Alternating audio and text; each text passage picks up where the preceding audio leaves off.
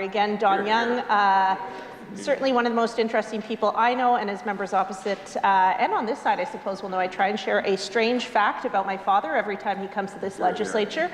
And today, I think I will talk about his past as a war zone correspondent for the CBC, where he spent probably too much time away from his beloved children in their young lives. But the places that stick with me as a child that I remember my dad being were in Nicaragua and in Sarajevo. Where he worked as a war zone correspondent and has some remarkable stories. And seated next to him, Mr. Speaker, is an accomplished constituent of mine, Sean Perpick. Sean is a son of Davidson, proud CCF family, as his daughter Zoe, who's seated next to him and works in our caucus office, shared. They were at the founding convention of the CCF, and according to her, were mostly cranky old socialist farmers. Her words, Mr. Speaker, not mine. He's was a longtime producer at the CBC and sat in that very press gallery across from your gallery, Mr. Speaker, for quite some time, and is currently Western Canada's most prolific producer of audiobooks, Mr. Speaker, for a number of local houses as well as Penguin. He's also, I think most importantly, the proud father of Zoe and Leah, and devoted and beloved husband of Maud as well. So, Mr. Speaker, I'd ask all members to welcome these fine folks to their legislature. Hear, hear. Recognize the Minister of Health. Thank you, Mr. Speaker. To you and through you, a couple of introductions to make here this morning. First of all, seated in the West Gallery, I believe in the front row there, give us a wave, is a group of grade 12 students, 7 grade 12 students from Maverick School in Swift Current, accompanied by their teacher, Scott Hunter, and parent chaperone Krista Erickson. It's not often, Mr. Speaker, that I get school groups while we're in session here, visiting us here in the chamber, and not the first time that Mr. Hunter's class has been here, so I thank him again for bringing the group of students here to see the proceedings today, and I'd ask all members to welcome them to their Legislative Assembly. And secondly, Mr. Speaker, seated in your gallery, the Speaker's gallery, is someone very special and important to me, as my wife, Anita, has joined us here today. And Mr. Speaker, I think this is the first time that she's joined us here since my swearing in back in March of 2018. So every 5 or 6 years or so, she checks in to make sure that I'm attending and, doing things here, Mr. Speaker. Unlike my colleague from Saskatoon Southeast, I've done the math on how long we've been together and married. We've been together since 2002, married for 16 years, not 10-ish or 20-ish, as the member for Saskatoon Southeast might say. And she arrived yesterday in Regina, and we went for a nice supper last night at a restaurant, and I decided to do that by booking a table next to the opposition caucus, who was having a Christmas supper themselves. So it was quite a date night. Anyhow, Mr. Speaker, if I could ask all members to welcome Anita to her Legislative Assembly.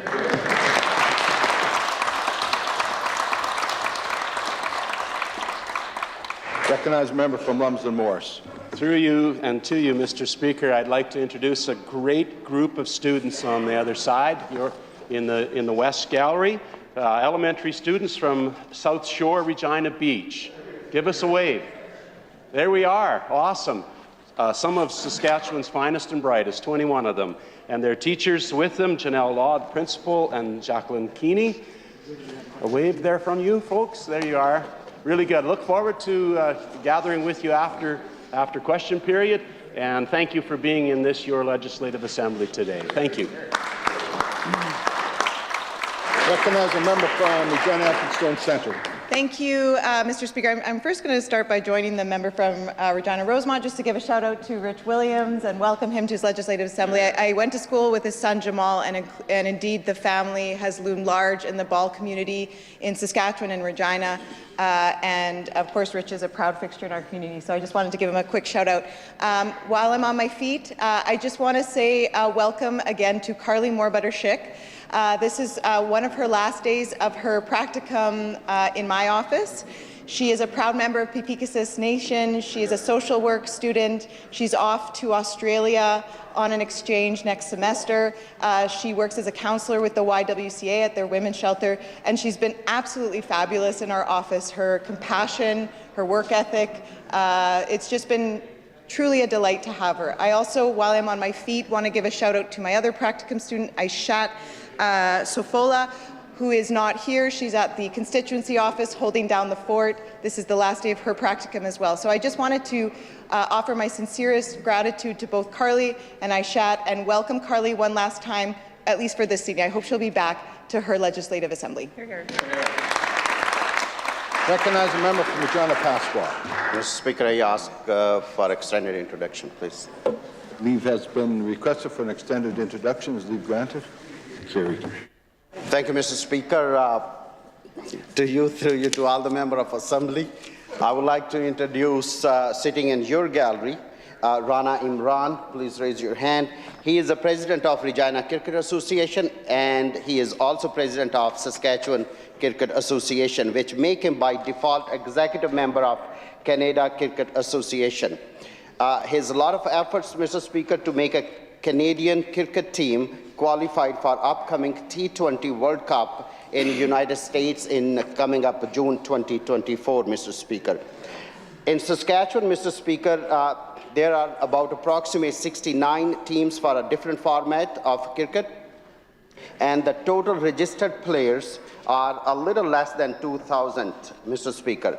In fact, cricket is not new in Saskatchewan or in Canada, Mr. Speaker. I believe that in 1867, it was declared by the Prime Minister, Sir John A. Macdonald, and his cabinet, that cricket to be the Canada's first official sport. I guess that was before lacrosse, Mr. Speaker. In Saskatchewan, in 1927, the famous team was Wheat Pool Cricket Club. And cricket was very popular in Coupal area in 1903, and there are a lot of pictures available in Saskatchewan Sports Fan of Hall. Mr. Speaker, I ask all the members to help me thanks to Imran for his dedication and leadership in cricket Saskatchewan, and welcome to his Legislative Assembly. Thank you, Mr. Speaker. Recognize a member from Regina Coronation Park. Thank you, Mr. Speaker. I will join the member opposite from Regina Pasqua. I will welcome Rana Imran. He's not only a sports person that he's been. I know he's a lot of contribution in cricket for promoting and getting youth and all of those communities together. He has contribution in that. But on the top of that, Mr. Imran, he is also an entrepreneur. He started a small business. A lot of university students, they're getting a job part-time, they work with him. He's a very good community leader. Anything that we have in community, whether we have sad moment or happy moment, we find this gentleman always on the front line. I will request all members of this Legislative Assembly to give a warm welcome to Rana Imran to the session. Recognize Minister of Government Relations. Thank you, Mr. Speaker. Mr. Speaker, to you and through you to the rest of the Assembly. I want to introduce someone that's seated in the West Gallery. We've heard that there are a number of school groups, a lot of grade 12 students in the West Gallery. There's one that could fit in as a grade 12 student, I think quite easily. But she was married, just for my seatmate, just to make sure that he's clear, she was married on July 21st, 1995, Mr. Speaker, although she could fit in with the grade 12s quite easily, Mr. Speaker. She's been married for 28 years to the person that I've only had to sit beside for a few months. I don't know how she's done it, Mr. Speaker. Mr. Speaker, to all members of this Assembly, I'd like to introduce Sandy Morgan to this Legislative Assembly.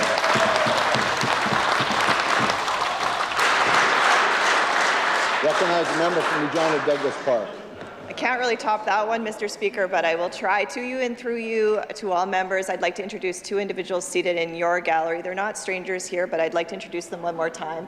My parents, Donna and Owen Sarr, are joining us today.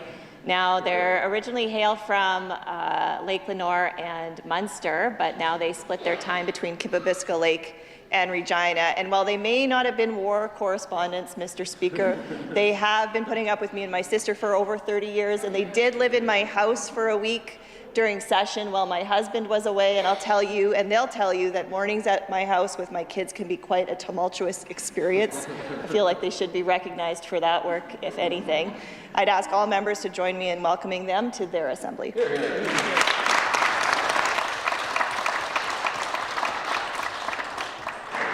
I recognize the member from Saskatoon Southeast.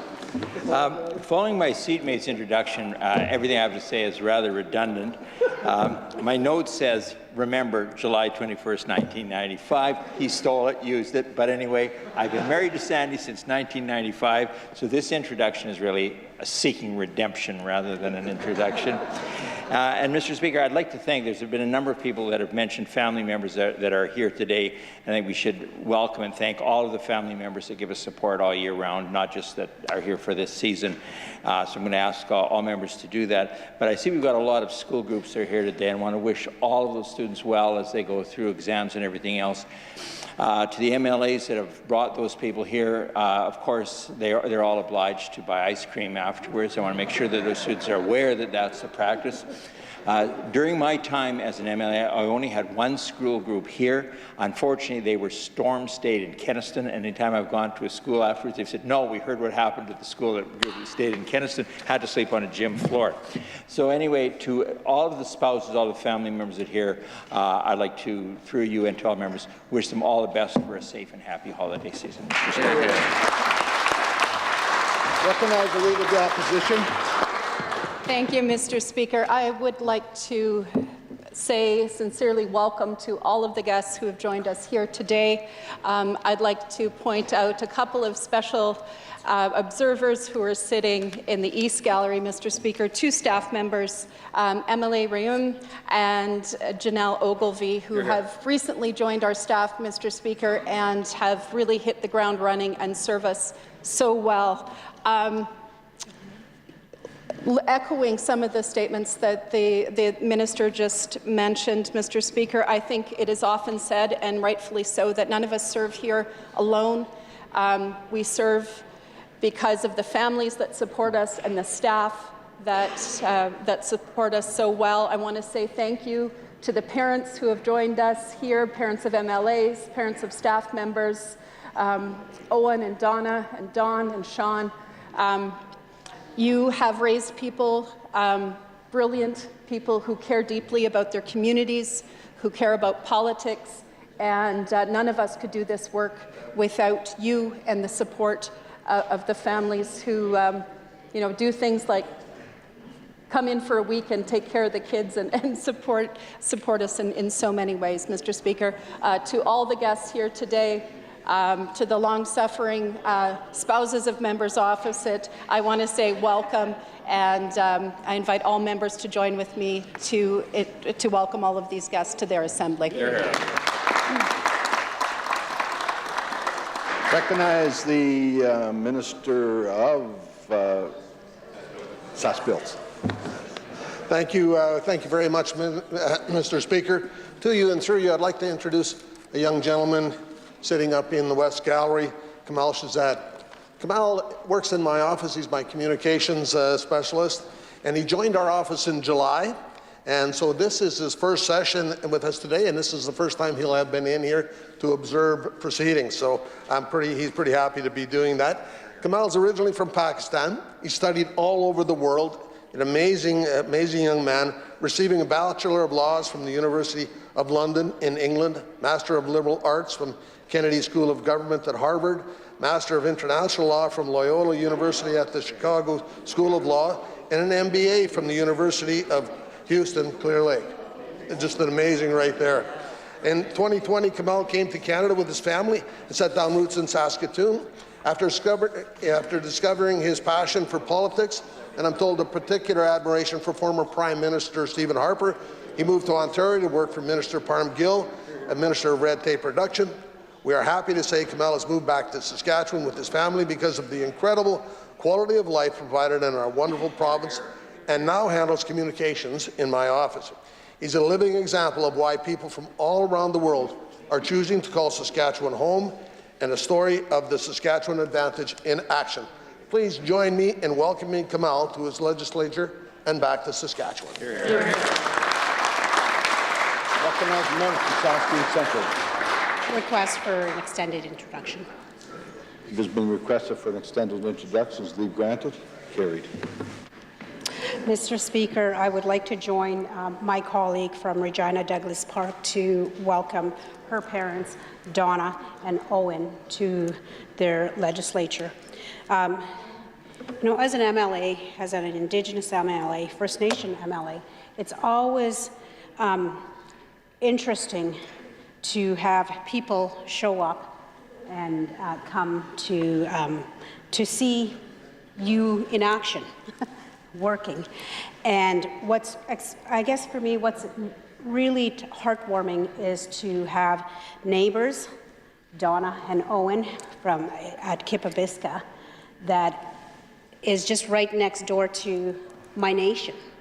You know, and having visited my own nation, I often was curious about who lived in those cabins, just a little ways. I have often wondered that.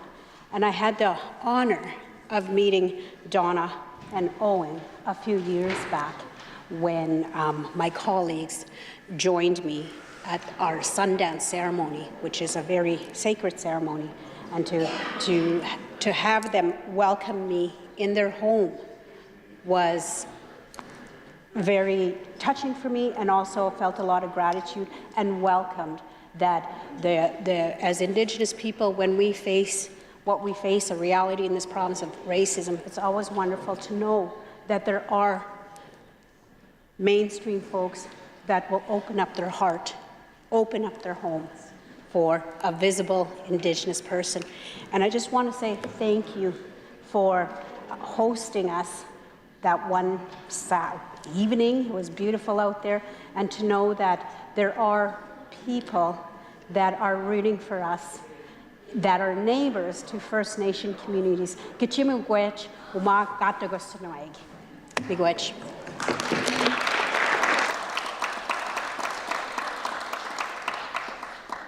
Presenting petitions. I recognize a member from Saskatoon-Meewasin. Thank you very much, Mr. Speaker. It's an honor to be on my feet to present our petition calling on the government to fix the rural healthcare staffing crisis. We, the undersigned residents of the province of Saskatchewan, wish to bring to attention the following. Recruitment and retention of healthcare professionals is a particular issue in Saskatchewan's rural healthcare facilities, leading to many emergency room, acute, lab, and X-ray service disruptions. The ongoing pandemic has created burnout and led to early retirements and resignations, which has rippling effects for small cities and towns. Healthcare workers and their families are valuable assets in Saskatchewan, communities, and local economies. And at SARM, over 94% of rural leaders voted to support a resolution acknowledging the nursing and healthcare worker shortage across Saskatchewan. Mr. Speaker, I'll read the prayer. We, in the prayer that reads as follows, respectfully request that the Legislative Assembly of Saskatchewan call on the Government of Saskatchewan to fix the rural healthcare staffing crisis. Mr. Speaker, the undersigned residents live in Wilkie and Landis. I do so submit. Hear, hear. Recognize the member from Prince Albert Northcote. Thank you, Mr. Speaker. We, the undersigned residents of the province of Saskatchewan, wish to bring your attention to the following. Whereas the Trudeau Liberal NDP coalition carbon tax is one of the main causes of affordability issues and inflation in the nation of Canada, and that the federal government has signalled that the carbon tax does affect Canadians differently by issuing an exemption on home heating oil for Atlantic Canadian provinces. Further, that the people of Saskatchewan, 85% of whom rely on natural gas to heat their homes, are unfairly left out without support by the Liberal NDP coalition, who continue to drive up the cost of living with their price on carbon. We, in the prayer that reads as follows, respectfully request that the Legislative Assembly of Saskatchewan take the following action: to call upon the Government of Canada to immediately remove the carbon tax from all home heating costs across Canada, to reduce inflation and drive down the rising costs of living faced by all Canadians from coast to coast. The below undersigned are residents of Regina. I do so swear. Thank you. Recognize a member from Regina University. Thank you very much, Mr. Speaker. It's a pleasure to be on my feet again, presenting a petition to the Legislative Assembly of Saskatchewan calling for the funding of in vitro fertilization treatments for folks here in Saskatchewan, Mr. Speaker. As all members will know, these treatments, fertility treatments, can be prohibitively expensive. One cycle of IVF typically costing upwards of $10,000 before travel, before drugs, before any additional costs are factored in, Mr. Speaker. It's the holiday season, and this time of year can be particularly heart-wrenching for those struggling with fertility, wondering if they are ever going to have a family to share it with. With that in mind, Mr. Speaker, I will read the prayer. We in the prayer that reads as follows respectfully request that the Government of Saskatchewan immediately move to cover the financial burden of 2 rounds of IVF treatment for Saskatchewan people experiencing infertility. Mr. Speaker, the signatories of this petition today are from Humboldt. I do so present. Recognize a member from Regina Walsh Acres. Thank you, Mr. Speaker. I rise today to present our petition calling on the government to adequately fund education. The undersigned residents would like to bring to our attention the following. The education funding included in the 2023-24 provincial budget is wholly inadequate and will lead to cuts in the classroom again. Mr. Speaker, in this chamber, I have talked at length about my 8 years as an elementary school teacher, and it was a tradition, unfortunately, at the beginning of every year to hear what programs and supports for students were being cut that year.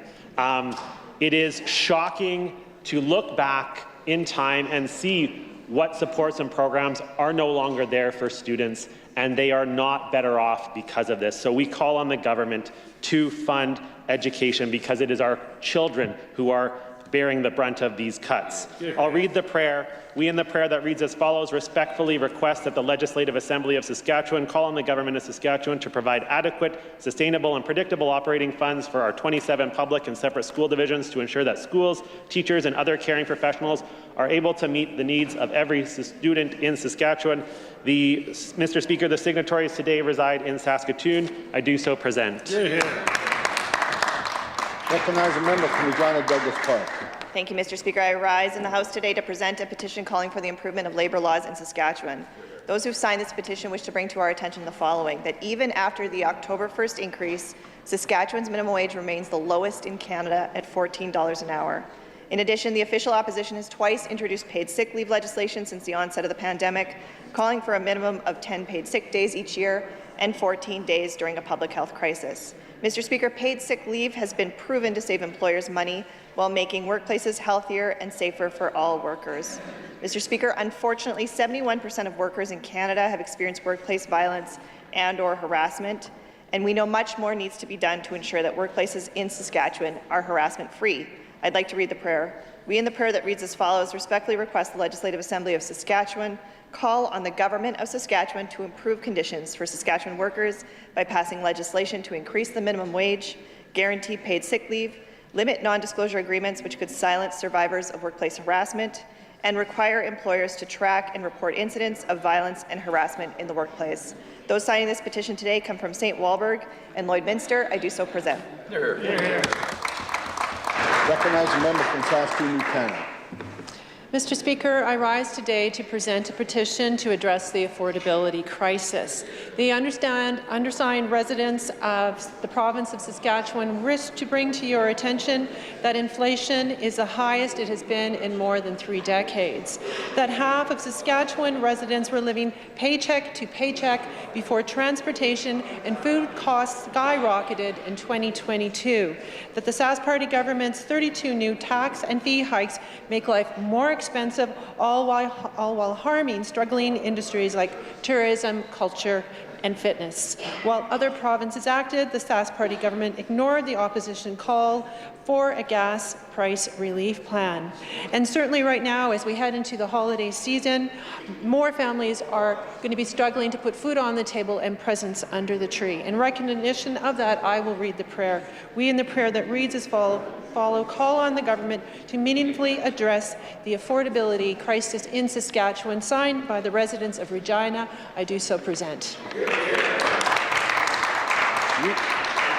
Reading and receiving petitions, statements by members. I recognize the member from Regina Lakeview.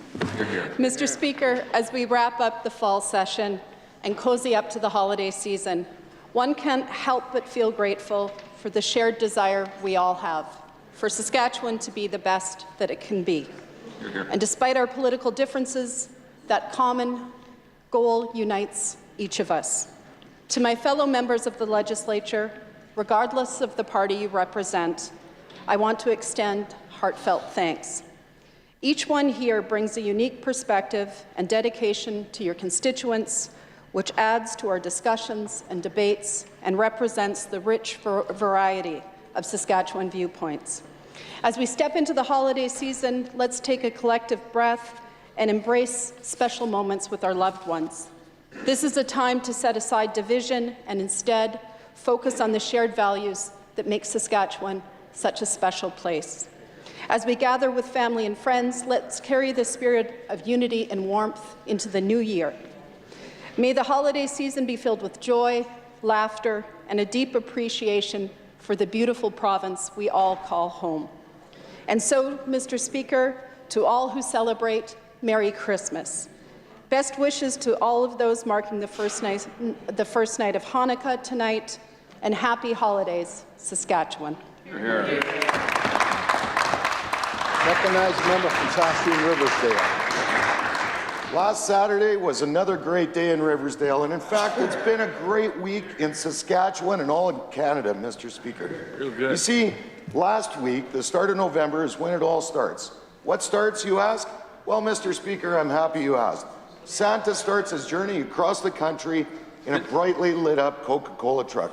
In the late 1990s, Mr. Speaker, my friend John Thompson and some co-workers lit up a Coke truck for the kids.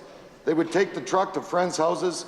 The kids loved it, so why not go see grandmas at the seniors' home? And they did that. They went to more seniors' homes. Mr. Speaker, over 20 years ago is when this started. Fast forward 20 years, and those kids had kids and begged him to do it once again. 4 years ago, John Thompson dressed up as Santa and started touring the province. Wonderful. He has 19 events planned in Saskatchewan alone, and for the last 3 years in a row, he has stopped in Saskatoon, Riversdale. The excitement on the kids' faces is nothing short of amazing, Mr. Speaker. The Coca-Cola Santa Tour is now Canada-wide, stopping at hospitals when the shift changes and putting smiles on the faces of healthcare workers, going to seniors' homes, and many more, Mr. Speaker. This year, they have added an online tracker to follow the Santa truck. I would ask all members to join me in thanking John Thompson, his daughters, and the staff at Coca-Cola for making people's days just that much brighter. Thank you. Recognize the member from Saskatoon Centre. Miigwech, Mr. Speaker, I would like to recognize some folks today, the constituents of Saskatoon Centre. Thank you, Saskatoon Centre, for believing in me, the work I am doing here, and trusting me to ask questions and raise your concerns here in the House. My constituency office is not inconvenienced by phone calls or being included in letters and emails from business owners and residents. Quite the opposite, Mr. Speaker. I welcome their correspondence, I welcome their concerns, and I welcome the tough questions they bring from the community. These are the folks who elected and hold confidence in me to represent them. That is my job. That is all our jobs, Mr. Speaker. And I would encourage members opposite to answer their phones, their letters, and their emails. Connect with the residents of their communities and learn what they want, your communities, what they want, the needs, their priorities, before coercing them to accept, quote, pilot projects, end quote, that cause irreparable damage to the community at large, and then abandon them, leaving a mess for others to clean up. Keep calling my office, CCing me and sending me letters and emails, Saskatoon Centre. Yes, keep the letters coming, keep the phone calls coming. I will answer. Miigwech. Recognized member from Saskatoon Northeast. Thank you, Mr. Speaker. Mr. Speaker, I rise today in honour of the Festival of Lights the celebration of Hanukkah. Let us remind ourselves about Judah Maccabee and his courageous army that persevered and won an outstanding victory over Antiochus, only to return to the destruction of their temple. Judah Maccabee didn't give up until he led his army to victory. And his community didn't give up when there was only enough oil to burn the light for one night. They needed to start the rededication of the temple, but they didn't know if that would be enough oil to complete it. Mr. Speaker, miraculously, the oil lasted for 8 days. Rabbi Laura Geller wrote that this is the miracle of human courage that empowers us to take risks for the future, even in our imperfect and uncertain world. It is the courage, even in the darkest of times, to create your own light. Mr. Speaker, let the light show us the path forward so that we continue working to build a better future for generations to come.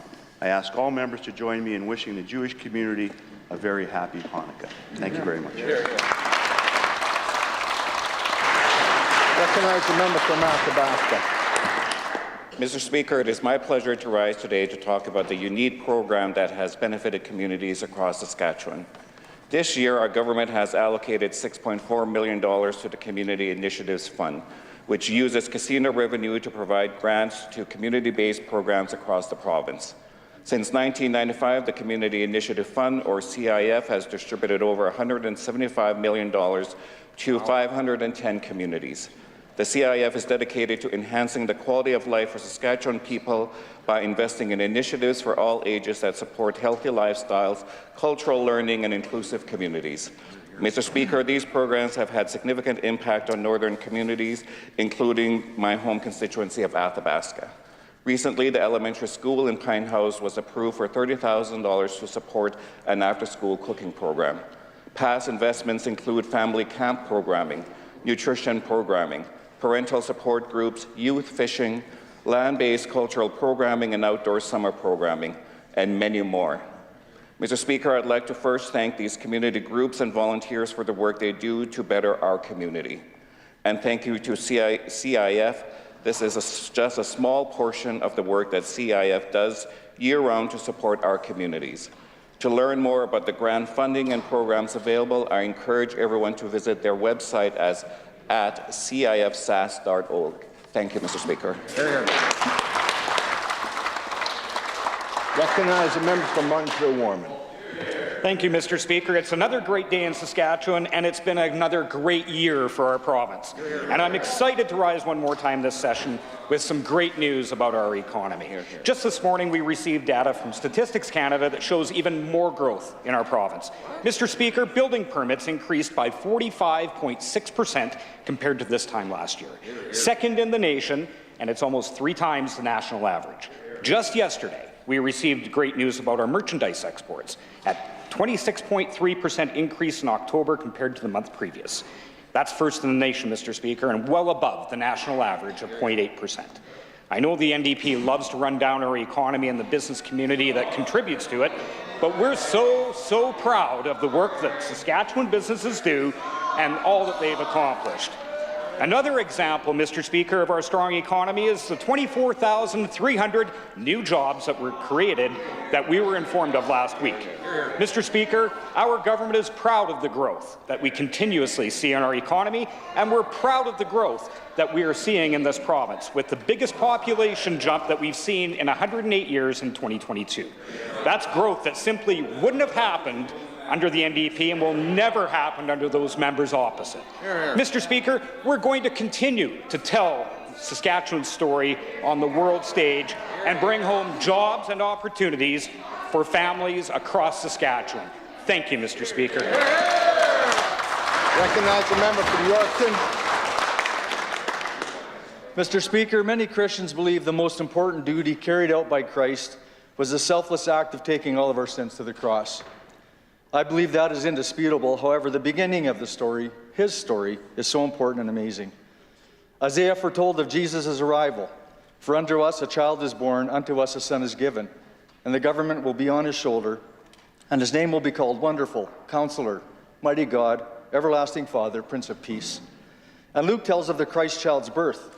Mary gave birth to her firstborn son. There were shepherds out in the fields nearby, keeping watch over their flocks at night. An angel of the Lord appeared to them, and the glory of the Lord shone around them. And they were terrified, but the angel said to them, "Do not be afraid. I bring you good news that will cause great joy for all people. Today in the town of David, a Savior has been born to you. He is the Messiah, the Lord." In more modern days, even Einstein observed, "No one can read the Gospels without feeling the presence of Jesus. His personality pulsates in every word. No myth is filled with such life." In a world filled with noise, as we celebrate the birth of Jesus, I pray all find peace in his presence and embrace the good news of the gospel message.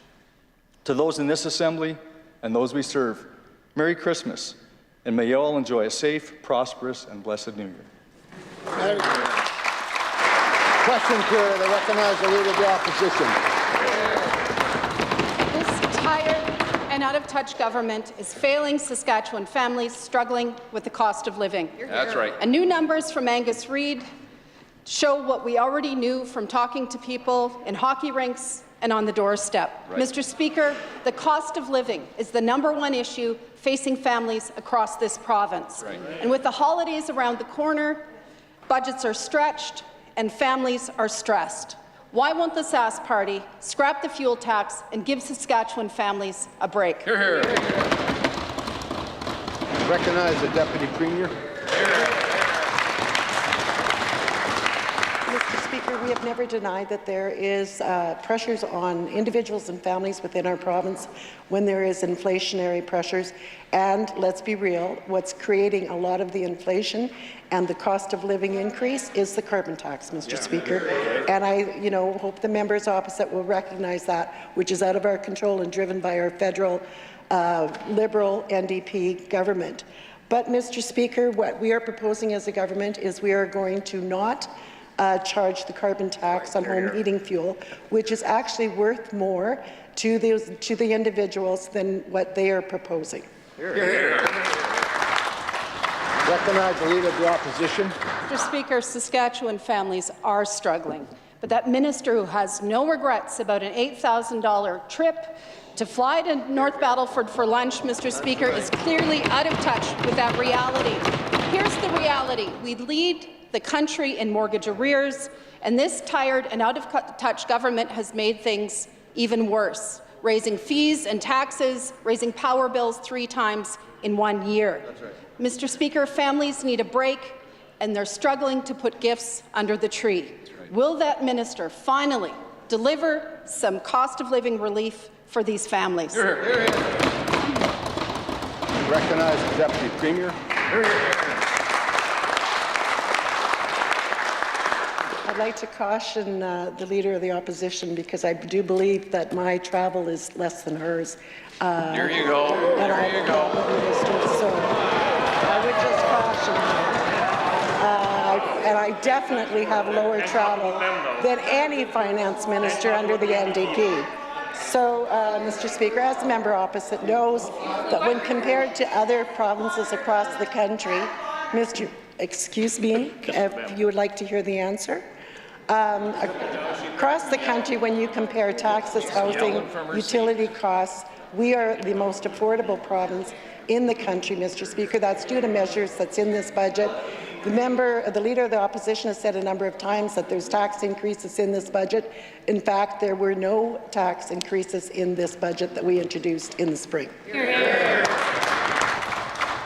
Recognize the Leader of the Opposition. For the record, Mr. Speaker, I drive to North Battleford like most people in this province. But this tired and out-of-touch government is failing on the cost of living, and they're failing when it comes to women's health care. Let's look at their record on mammograms.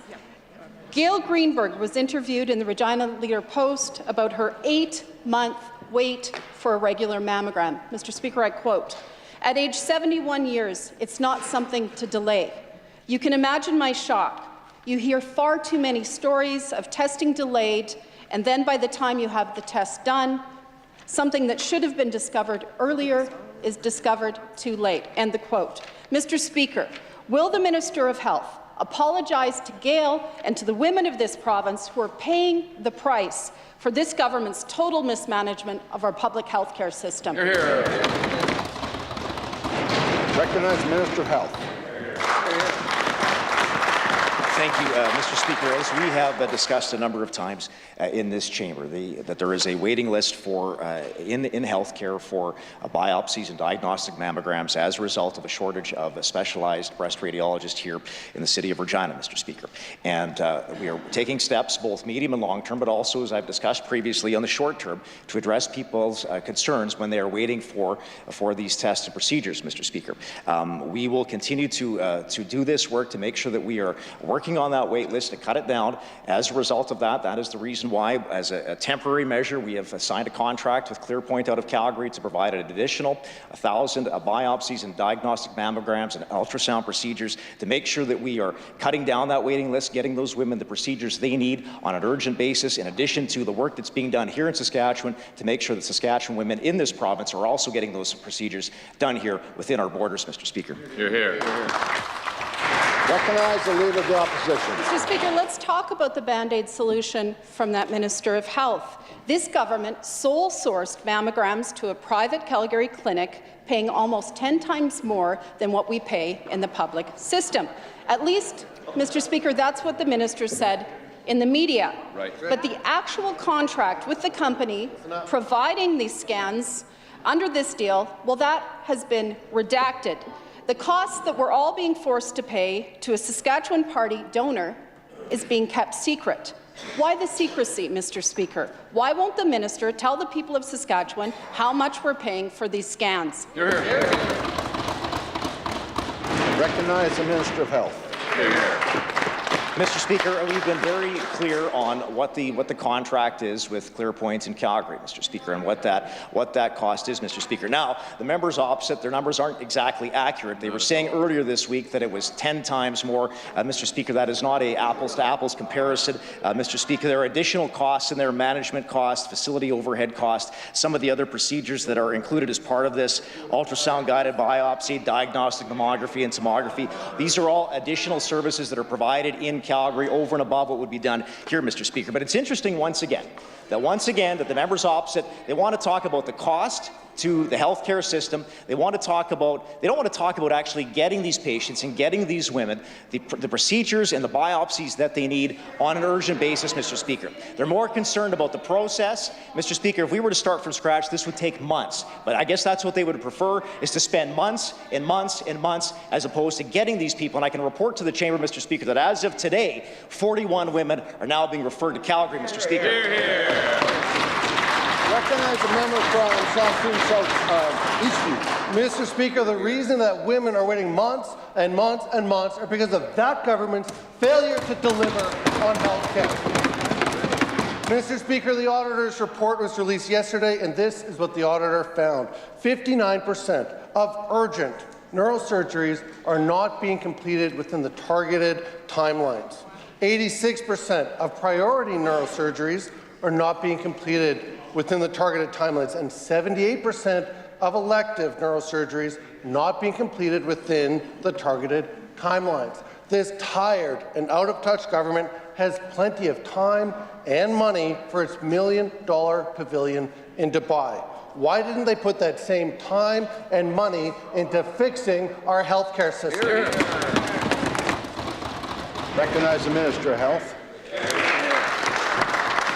Thank you, Mr. Speaker, and we thank the auditor for her work and the recommendations that are coming forward with respect to the neurosurgery program, Mr. Speaker. There are a number of initiatives already underway, broadly speaking, across the surgical system that we have here in Saskatchewan, which will also help address some of the challenges we face in neurosurgery, including centralized scheduling, pooled referrals, Mr. Speaker, updating patient pathways as an alternative to surgical interventions, as well as modernizing our surgical prioritization process. Now, in addition to that, Mr. Speaker, and specific to neurosurgery, I've had the opportunity to speak, as I regularly do, with the provincial head of surgery, and I have been assured that our teams are working very closely on addressing all of the issues that have been identified by the provincial auditor, and I'm confident in the work of our surgery teams that this work will be completed. Thank you, Mr. Speaker. Here. Recognize the member from Saskatoon Eastview. Mr. Speaker, broadly speaking, this government and this minister are absolutely failing the people of Saskatchewan when it comes to surgical wait times. The auditor also found that here in Regina, the number of people on the wait list for spine surgery has doubled over the last 4 years. There are 90 patients who had to wait more than 2 years to receive their surgery. What does the minister say to those people who have had to live with pain for over 2 years because this minister has made a total mess of our healthcare system? Recognize the Minister of Health. Thank you, Mr. Speaker. What I would say, and I would point out, is that we are working very hard to make sure that we are getting people the surgeries that they need in this province, Mr. Speaker, and whether that is through our publicly delivered systems, but also through our privately delivered surgical centres that are publicly funded, which the members opposite are opposed to, Mr. Speaker, 19% of which, of all the surgeries done in Saskatchewan, are provided through those publicly funded, privately delivered providers, Mr. Speaker. But I would say this, $42.5 million increase in funding this year to tackle the surgical backlog, 13,000 more surgeries in 23-24, 18,000 more surgeries in 2024-2025. And Mr. Speaker, hitting a target and hitting the highest number of surgeries ever done in this province's history, 90,000 surgeries last fiscal year, Mr. Speaker, announcing earlier this week that we've already hit in the first 6 months of this fiscal year over 47,000 surgeries. A thank you to our surgical teams, the surgeons and everyone that supports those teams, Mr. Speaker, to get those people the surgeries that they need on a timely basis, Mr. Speaker. Recognize the member from Regina Elkins Gold Centre. Mr. Speaker, the auditor didn't just find long wait times for surgeries in her report. She also found that this tired and out-of-touch government is now set to spend a whopping $240 million on its botched AIMS rollout. That's the IT system for healthcare that was supposed to cost $86 million and has now ballooned to $250 million. When you add in the failed Lincoln and MyCase systems and social services, it all starts to add up. When is AIMS actually going to be up and running in this province, Mr. Speaker? And how does the Sask Party justify wasting so much public money? Recognize the Minister of Health.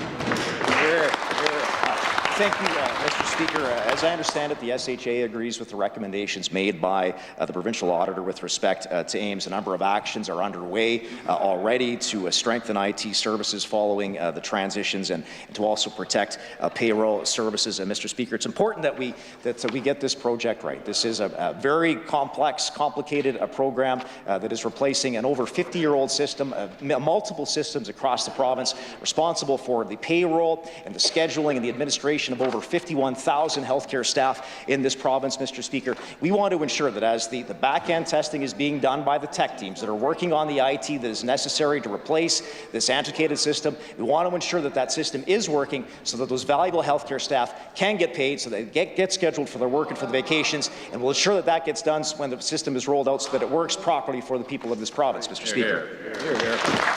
Recognize the member from Regina Elkins Gold Centre. $240 million, Mr. Speaker. Where is the accountability from this government? Saskatchewan people work hard for their money. They want to see those dollars going to healthcare, to housing, to highways, to sustainable solutions for our growing homelessness crisis, not mismanaged IT costs or inflated hotel rooms. That's what we've seen at the Sunrise Motel, the one owned by the Sask Party MLA, where the rate jumped 50% once social services started picking up the tab. $200 a night at the Sunrise Motel, Mr. Speaker. We've asked the Minister of Social Services many questions, but this one is the key. If Saskatchewan people paid $172,000 to this hotel last year, how much of that money was wasted on inflated costs charged by the hotel? Hear, hear. Recognize the Minister of Social Services. Speaker, the Ministry of Social Services, along with our CBO partners, works very hard to ensure vulnerable people are looked after as best as we can, particularly as the winter months approach. There's been several announcements on that front, Mr. Speaker. Most recently, the Minister from Meadow Lake talked about it in this very House, announcements in Prince Albert, Regina, Saskatoon. On and on it goes, Mr. Speaker. In certain instances, when there's overflow or an emergency situation, hotels are used. This is the same process that has been used for decades under the previous government as well, Mr. Speaker. In terms of what the member is talking about, we are looking at policies and processes as to how we can best use provincial tax dollars, but also at the same time keeping vulnerable people safe in emergency situations, Mr. Speaker. We've seen here today and across this session, Mr. Speaker, the NDP care more about politics than vulnerable people. I'm going to look after vulnerable people. Here, here. Recognize the member from Regina. Mr. Speaker, we care about getting important answers on behalf of the people of Saskatchewan. Not one more shred of information, not even the policy, Mr. Speaker. It's beyond disappointing because Saskatchewan people deserve answers, and they're not getting any from this minister. It's the last day of the sitting, and the minister is running out the clock instead of passing this off to the auditor for a special investigation. The Sask Party could do that today if they had the courage. Will they finally call for a special investigation by the provincial auditor, or will they keep leaving Saskatchewan people in the dark on the Sunrise Motel? Hear, hear. Recognize Minister of Social Services. In terms of information, that information I've said many times before in this House is being compiled as we speak. The officials are working very hard on that. It takes some time. There's a large volume of information that is coming forward, Mr. Speaker, and like I said, that will be released upon receiving it. The provincial auditor, of course, has mentioned that she will be looking at this as well, and she has her own process and timelines, and we leave that to her, Mr. Speaker. But the member talked about waste, Mr. Speaker. There's no waste here, Mr. Speaker. We don't believe that is a waste to ensure that there is a roof over someone's head when it's minus 30, Mr. Speaker. That's not a waste. That's right. I recognize a member from Regina University. Thank you very much, Mr. Speaker. We know this is government that's become all too comfortable playing fast and loose with public money, but we've also noticed they've got some real questionable numeracy skills of late, Mr. Speaker. So on December 5th, during question period, the Minister for Trade and Export Development said, and I will quote, directly from Hansard, "We have added nearly 200,000 jobs over the course of the last 16 years." End quote. So, Mr. Speaker, I'd like to ask the Minister for Trade and Export Development, did he misspeak like the Minister for CIC admitted that he did just yesterday? Recognize the Minister of Trade and Export Development. Well, I love, Mr. Speaker, when the NDP ask about job growth, because we are growing jobs in this province, Mr. Speaker, nearly 19,000, over 19,000 over the course of the last year alone, Mr. Speaker. We have the second lowest unemployment rate in the entire country. We added 1.5 thousand jobs last month, Mr. Speaker. Over the course of the last year, we've added 25,000 new full-time jobs, Mr. Speaker, meaning full-time jobs have replaced part-time jobs. This is what we are doing in this economy, Mr. Speaker. We're doing it by working with our job creators, working with our entrepreneurs, those that are creating wealth. Meanwhile, the NDP, Mr. Speaker, stand over there day after day attacking those same job creators, attacking those same people that are creating wealth and talking down our economy. Mr. Speaker, on this side of the House, we're proud of what we're doing. We're not ashamed of it. Recognize a member from Regina University. Thank you very much, Mr. Speaker. A 1% job creation growth rate in the last 9 years. I don't know if anybody would be proud of that record, except for the member opposite. But, Mr. Speaker, let's be clear. The minister's claim of 200,000 jobs being created by the Sask Party in the last 16 years is overstated by more than 100%. And he also said in the same statement, and I will quote again, their record was negative job growth over the last over 16 years, end quote. That's just not true, Mr. Speaker. In November 1991, there were 453,500 jobs. In November 2007, there were 512,800 jobs. I know math is hard, Mr. Speaker, but why does that minister, whose premier has the second worst job creation record in the country, think that it's acceptable to come into this assembly and present figures and numbers that have no basis in fact? Hear, hear. Just like to caution both sides. When the opposition's referring to the government, it's the Sask Party government, and when the Sask Party ministers are responding or asking questions or responding to the the New Democratic Party. It's the NDP opposition. Recognize the Minister of Trade and Export Development. Well, Mr. Speaker, it's remarkable how upset they get when we talk about their record in government. Let's talk about their record in government, Mr. Speaker. Their record in government, they bring it up. They brought it up, Mr. Speaker. Their record in government was abysmal. Their record in government was embarrassing. Their record in government meant not only did the population not grow over 16 years, Mr. Speaker, the population actually shrunk. When they were in government, Mr. Speaker, the traditional gift for those who were graduating high school was luggage. And why was that, Mr. Speaker? Because there was no opportunity here. People had to leave Saskatchewan when they were in government. That has all changed, Mr. Speaker. Our population has grown by 200,000 people over the course of the last 16 years. That is an apples-to-apples comparison. Their record was horrific. I recognize the member from Saskatchewan Rivers. Thank you, Mr. Speaker. I've continued to ask the government why can't they cut their provincial carbon tax on fuel. Their latest excuse has been they can't afford to cut it. Where are they going to find the money to fix roads? Mr. Speaker, they can't find the money to fix the roads because they're spending it all on the Premier's Net Zero by 2050 agenda. This government has already spent $1.5 billion and counting on the Premier's Net Zero agenda. And yet they tell me they can't afford to fix roads or reduce the fuel tax. They can't afford to give residents the cost of living relief at the pumps. But they can afford billions and billions to achieve their net zero agenda. Mr. Speaker, can the government explain to residents why are they more committed to spending billions on their net zero by 2050 agenda than giving cost of living relief and axing their tax on fuel?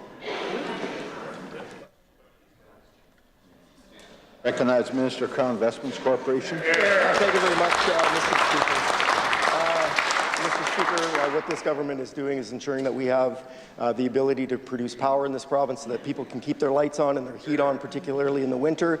That's why we're providing carbon tax relief for those that are heating their homes with natural gas, Mr. Speaker, as well as electricity, Mr. Speaker. And that's why this government is looking at making investments to not only create a cleaner generation, Mr. Speaker, such as by nuclear as well as natural gas, Mr. Speaker, although we are constrained. We are constrained by the fact that the Liberal NDP coalition government in Ottawa is limiting our ability to create power in a way that is sustainable and affordable and predictable for the people of Saskatchewan, Mr. Speaker. That's also why, Mr. Speaker, we invested in carbon capture and sequestration in this province, something that the world is looking at doing even more, Mr. Speaker, and now we're going to be forced to do so on natural gas, and which we did when that member sat on this side of the House, Mr. Speaker, and had nothing to say about it, Mr. Speaker, had no problems to say, Mr. Speaker. We're going to continue to fight for the people. Recognize the member from Saskatchewan Rivers. Mr. Speaker, this government's agenda is obvious. They have repeatedly promised to make Saskatchewan net zero by 2050, in lockstep with Justin Trudeau's long-stated goal of net zero emissions by 2050. If it wasn't proof enough, Mr. Speaker, right now the Premier is in Dubai for a UN climate change convention. Where is his government? And they have spent $1 million of taxpayers' money to further their agenda. Mr. Speaker, why won't this government do the right thing, what is best for the Saskatchewan people, and denounce their net zero agenda? Recognize Minister of Crown Investments Corporation. Thank you very much, Mr. Speaker. Mr. Speaker, that member opposite should know that Saskatchewan is the second largest producer of uranium in the world, Mr. Speaker. The eyes of the nuclear industry is on Saskatchewan, Mr. Speaker, in terms of both their production of uranium so that people around the world can have the ability to heat their homes and keep their lights on, Mr. Speaker, with a source of energy that is, frankly, Mr. Speaker, in a renaissance period, Mr. Speaker. That's what the Premier is hearing about as he is at the COP conference, Mr. Speaker. But, Mr. Speaker, we've set a goal of 2050.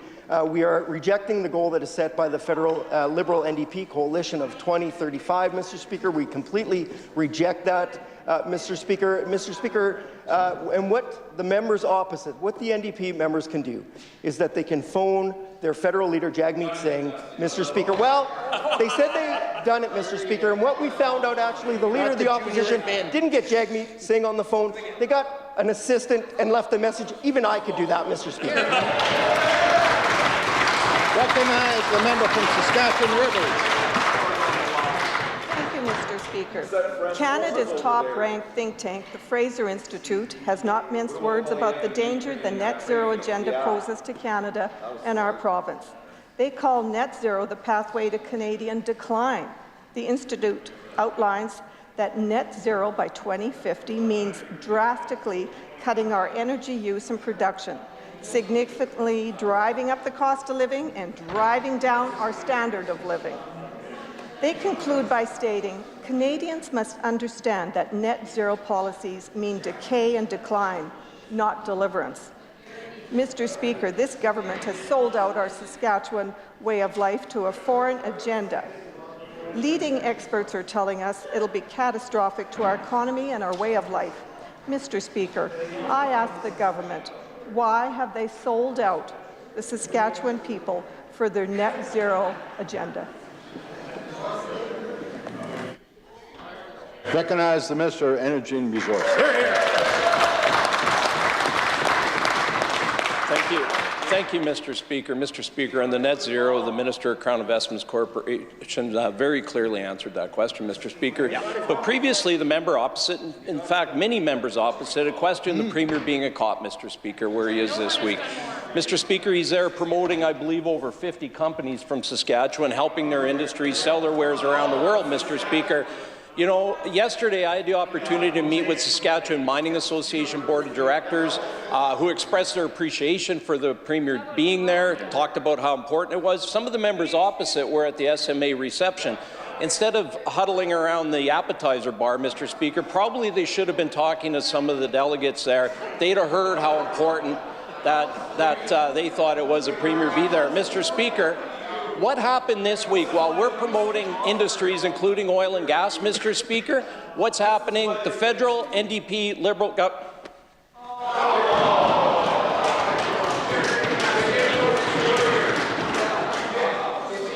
Ministerial statements, introduction of bills, presenting reports by standing and special committees. I recognize the Deputy Chair of the Standing Committee on Privileges. Mr. Speaker, I am instructed by the Standing Committee on Privileges to present the committee's first report. I move that the first report of the Standing Committee on Privileges be now concurred in.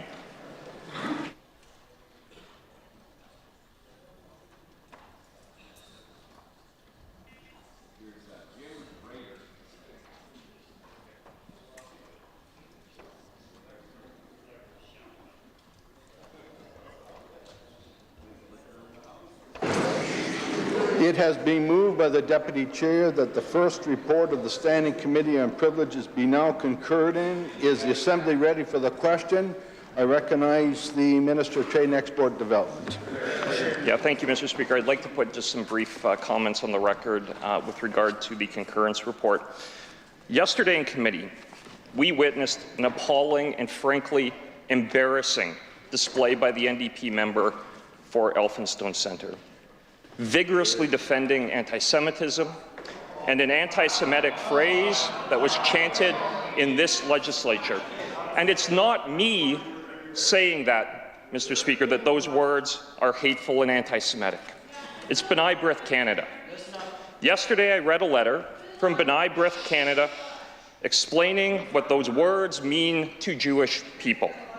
They said, quote, "The phrase from the river to the sea is hateful and calls for Israel to disappear." Quote, "The slogan epitomizes the Hamas manifesto, which denies Jewish history, incites vicious anti-Semitism worldwide, and promotes violence to destroy the Jewish state." End quote. The member for Regina Elphinstone Centre completely dismissed and demeaned B'nai B'rith Canada and their letter. saying they and it come from away, from another province, and that the phrase, quote, doesn't mean the same thing to everyone. Literally saying the Jewish people and B'nai B'rith just experienced it differently, Mr. Speaker. Well, B'nai B'rith Canada says they experienced those words as hateful and anti-Semitic. The White House has denounced those words as anti-Semitic. The city of Berlin has outlawed that phrase as hate speech. Even the leader of the opposition said, and I quote, "Let me be very clear. The phrase that was used is not acceptable." But the member for Regina Elphinstone Centre disregarded all of that and her own leader, saying that this anti-Semitic phrase is legitimate political speech. Mr. Speaker, this tells you all you need to know about the kind of party the NDP has become. The NDP and the Canadian left in general has a serious and obvious anti-Semitism problem.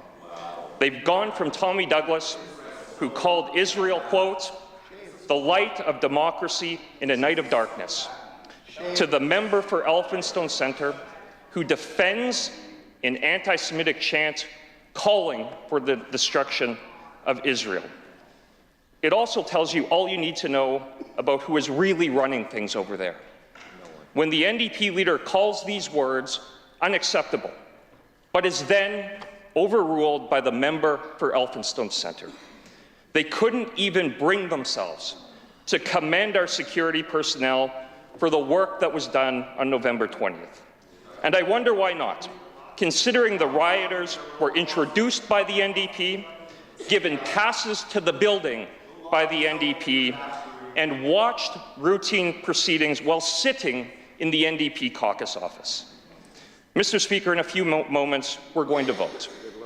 Our government will be supporting the motion, commending our security personnel and condemning those who organized and perpetrated this protest. And I guess we're going to find out who's running things over there. Whether it's the NDP leader who called these words unacceptable or the member for Elphinstone Centre who defended this anti-Semitic chant. We're about to find out. I recognize the member from Regina Elphinstone Centre. Mr. Speaker, I'm not going to go into too much detail addressing the offensive slander we've just heard from the government House Leader. My words are recorded on Hansard, and I invite any member of the public to go back and review them. Yeah. Mr. Speaker, what we're seeing now from this government House Leader is sour grapes. What we're seeing from this government House Leader is an attempt to distract the public from his government's failures. Right. Mr. Speaker, they would much rather be talking about this.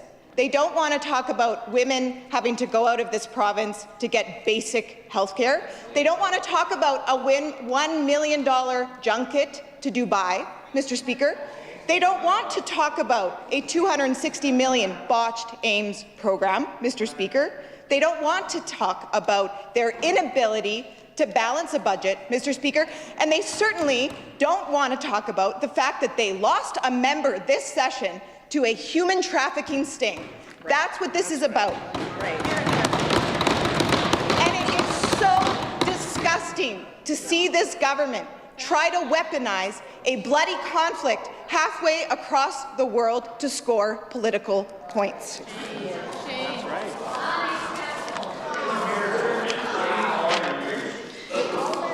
Mr. Speaker, as usual, the words of the government House Leader have no basis in fact.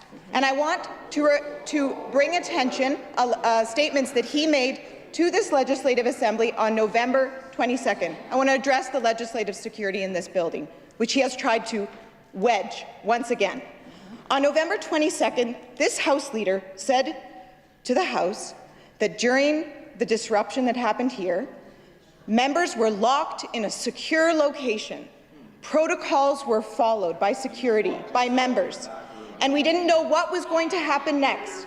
MLAs and cabinet ministers were limited in their movement of the Assembly because we were locked in a secure location during the occupation.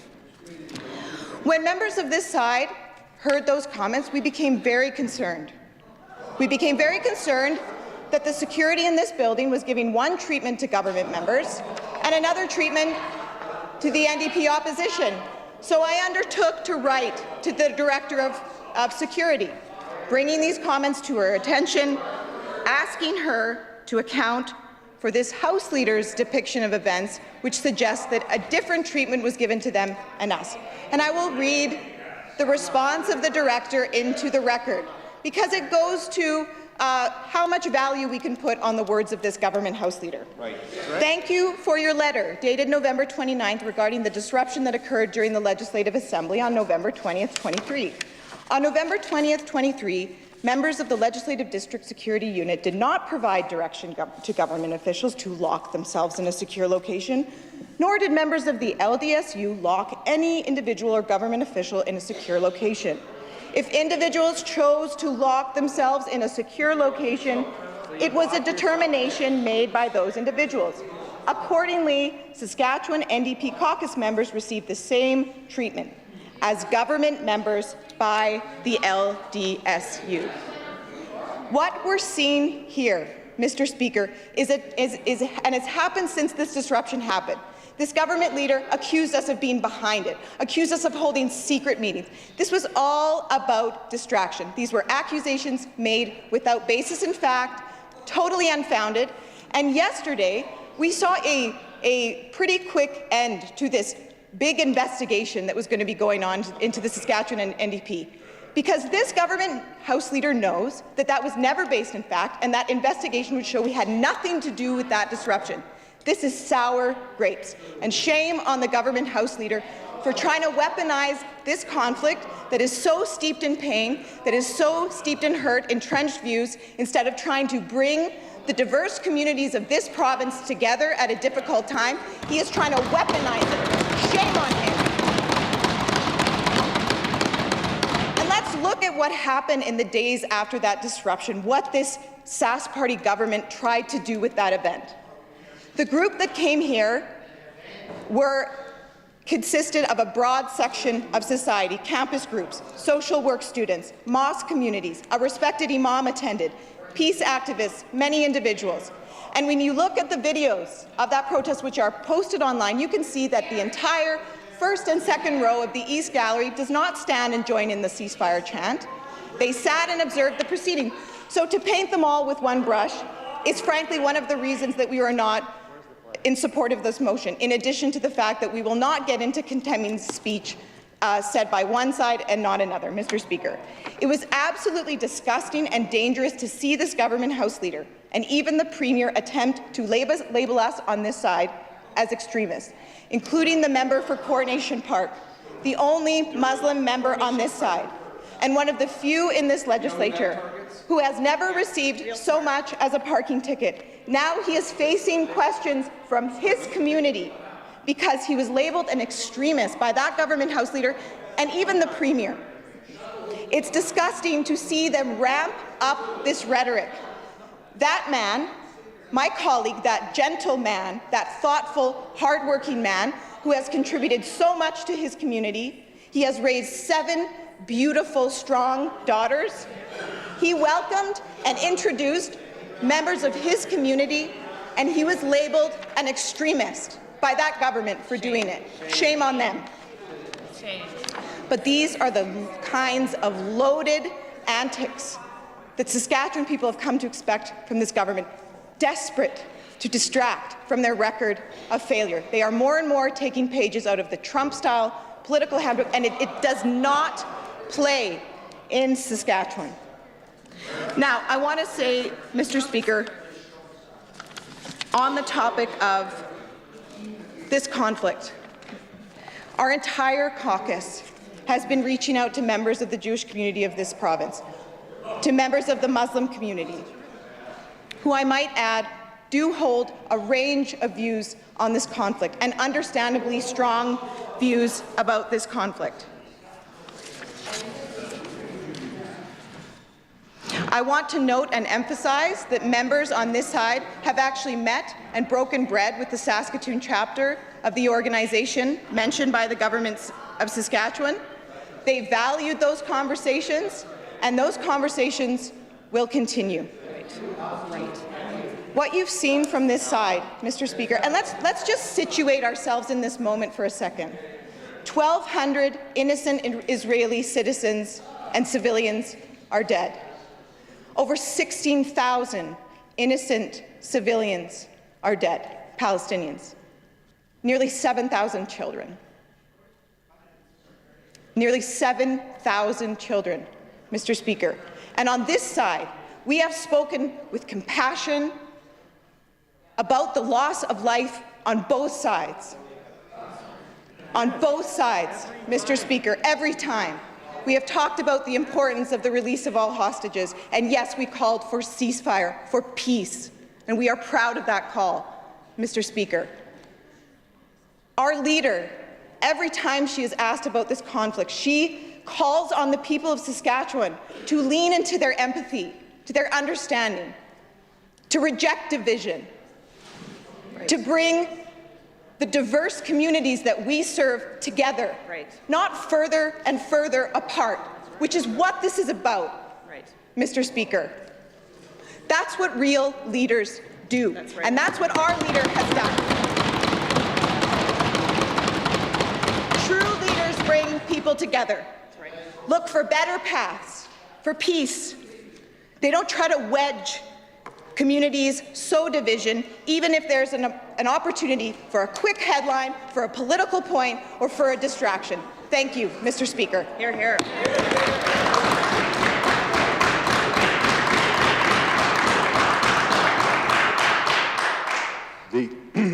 The member has made a number of provocative and personal attacks on the government House Leader. I ask the member to stand and withdraw and apologize. To the Mr. Speaker. Will not. I ask again. Will you withdraw and apologize? I will not withdraw and apologize. I ask the third time. Will you withdraw and apologize? I will not withdraw and apologize to the government House Leader.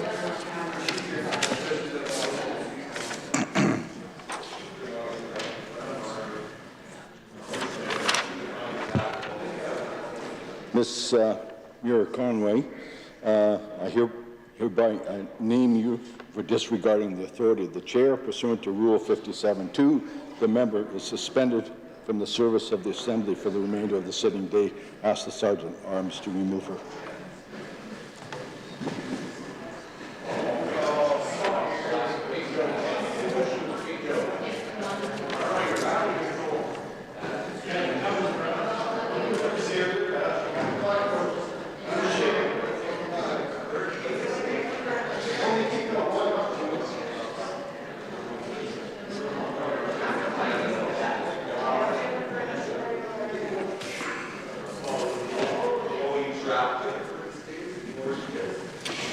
The government House Leader, I'm sorry I'm on my feet. I would like the government House Leader to withdraw and apologize for making a number of personal and accusations against the members across the aisle. Withdraw and apologize. Recognize the Minister of Justice and Attorney General. Thank you, Mr. Speaker. I think it's extremely important to underline what has just occurred here, and to realize that the phrase "from the river to the sea" has been iterated and reiterated as justified by that member. This is a very grave statement and a very grave and serious stance, Mr. Speaker, which around the world has been recognized as deeply offensive. There is no splitting hairs on this statement. There are no subtle nuances and connotations. The statement is the thing, Mr. Speaker, from the river to the sea. It is hateful. B'nai B'rith has said it is hateful. We stand with that, and there is no debate on the meaning of that statement, Mr. Speaker. Here. Here.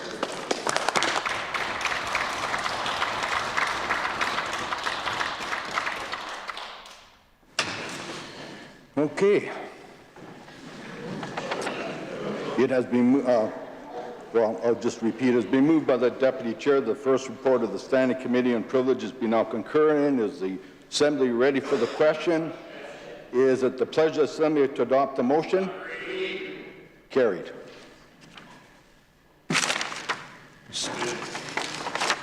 Reported division. Let's call on the members.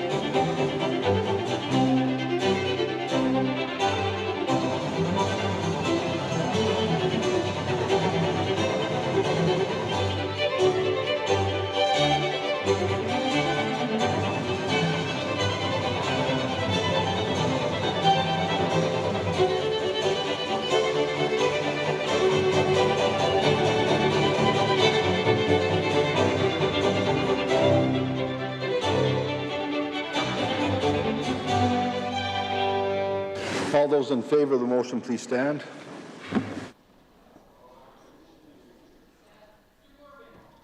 Yes. Mr. McMorris? Yes. Mr. Hindley? Yes. Mr. Ryder? Yes. Ms. Harbaugh? Yes. Mr. Duncan? Yes. Mr. Merriman? Yes. Tell? Yes. Mr. Wyant? Mr. Makowski? Yes. Mr. Merritt? Yes. Mr. Scorpad? Yes. Mr. Kading? Yes. Mr. Cockrell? Yes.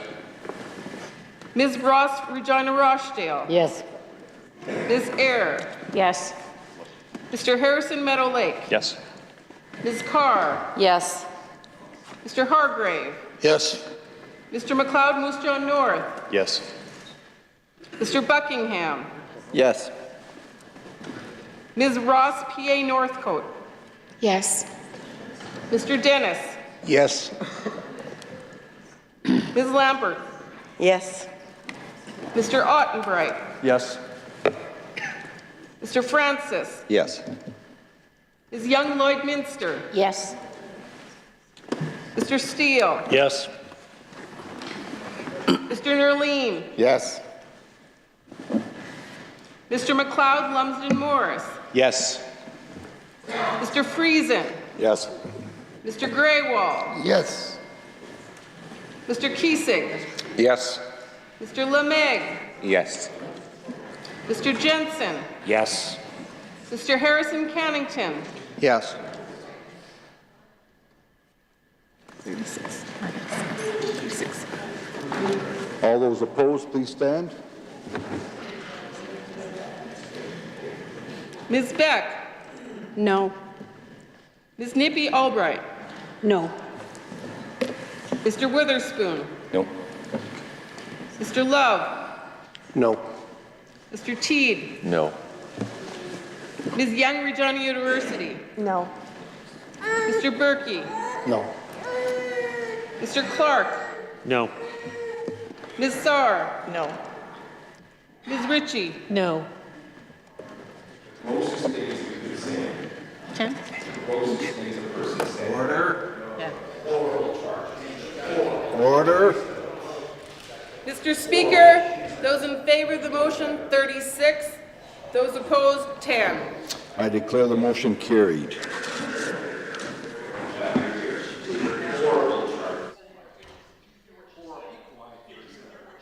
Order. Orders of the day.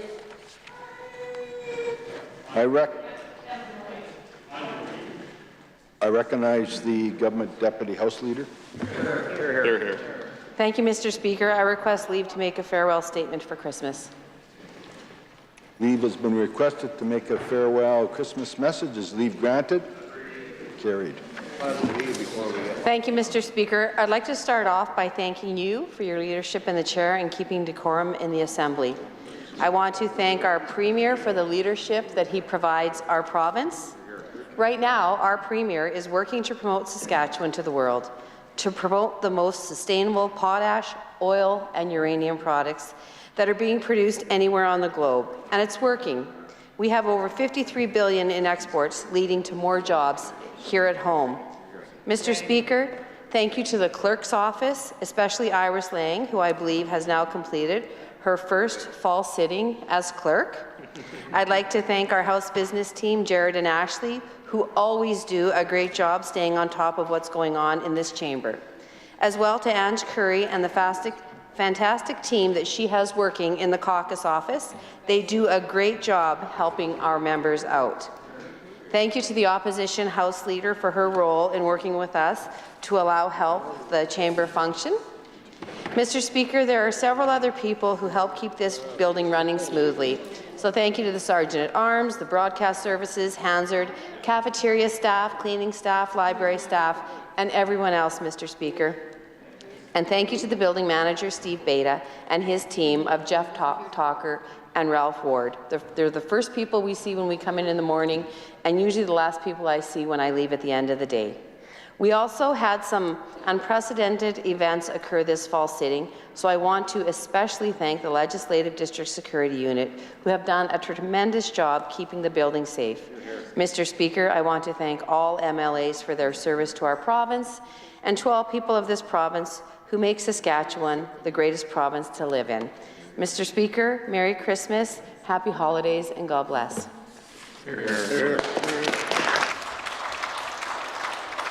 Recognize the Opposition House Leader.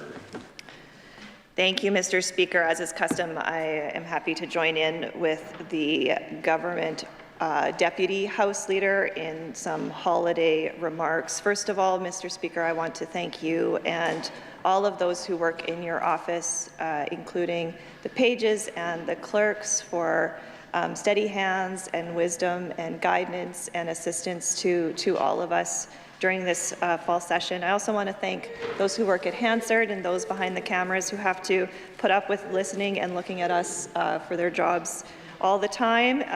Apologies and thanks to cafeteria staff, cleaning staff, all of those at Ledge Assembly Services for all that you do in every single day, not just during sittings, to keep this building running in such a smooth and efficient way. I also want to thank the Sergeant at Arms, the commissionaires, those at the Legislative District Security Unit, including their director, Danny, for everything that they do every single day in terms of assisting the process of this legislature. I also want to thank those who work in in-house business, both on my side of the fence here, Mitchell Bonikoski in particular, as well as Ashley and Jared on government side.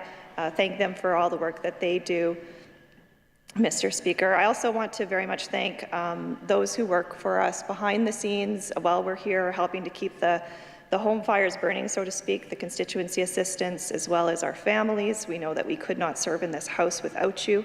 I also want to thank this team of MLAs that I serve with.